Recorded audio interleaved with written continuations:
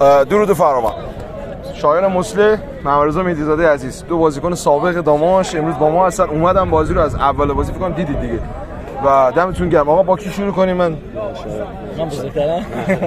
شایان جان، آقا خیلی وقت شما سابقه صعود به لیگ یک داشتی ولی با داماش نبود، امروز حالا بودی کنار ما به هر حال. آقا احساس شما رو میشنویم. سلامت باشید. سلام و ادب و احترام خدمت مردم گیلان و هواداری عزیز داماش دارم. خدمتتون عرض که خب ما چند سال قبل با سپیدرود با آقا فرشاد هم اتفاقا لیگ 2 به لیگ 1 صعود کردیم و بعدش هم لیگ 1 با آقای نظر محمدی به لیگ برتر.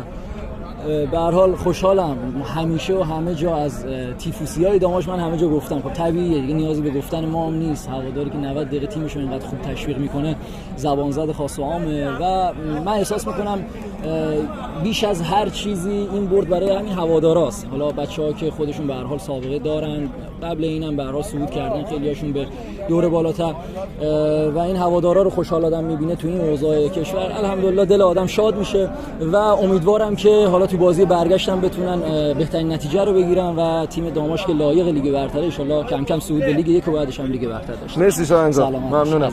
آقای مهدیزاده خیلی مخلص. آقا دم شما هم که اومدی. بگی ببینم بازی چطور بود؟ بارون هم بود و شما هم فکر کنم خیلی سخت بود تو ورزشگاه. بفرمایید. دست شما در نکنه. خب ما وظیفه‌مون بود از بچگی. خب فکر کنم از 11 سالگی اون زمان که پگاه بود ما پگاه بودیم، پای آباد شد داماش بودیم، چند سال 2 سالم بزرگسال بودیم. بعد حالا شرایط طوری شد که از دوستان رفتیم بیرون، ولی خب من همیشه و همه جا گفتم و هرچی داریم از همین داماش بود که قبلش هم پگاه بود. در حال وظیفه‌مون بود. امروز تو تعطیلات بودیم اومدیم بازی رو دیدیم. خدا رو شکرم بچه‌ها واقعا خوب بازی کردن. حالا ان شاءالله یه بازی سختم که هفته بعد دارم فکر کنم همین چیزی تموم نشده. یه بازی سخت هفته اهواز تو اون شرایط آب و هوایی، ولی خب بچه‌ها پتانسیل اینو دارن که ان شاءالله اونجا هم نتیجه بگیرن بیان دیگه. خب کمترین حق داماش فکر کنم لیگ 1 باشه. این تیم باید لیگ برتر با این تماشاگری که داره لیگ برتر تیم داری کنه، ولی خب شرایط استان هم خودتون میدونید دیگه. همینجا هم فکر کنم بچه‌ها واقعا کار خیلی بزرگی کردن.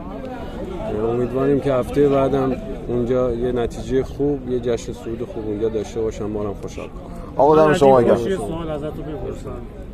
داماش لیگ برتر باشه، دوست دارید که داماش مجدد بازی کنید؟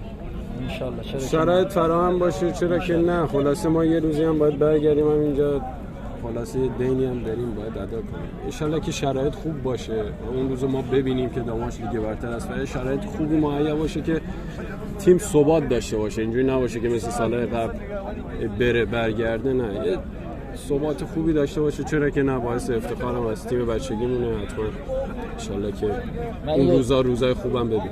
من یه قسمت رو بگم. من از هر کی از من میپرسه که طرفدار کدوم تیمی، من همیشه گفتم من سپیدرودی ام، داماشی ام، ملوانی ام، چوکایی ام، طرفدار تیمای گیلانم.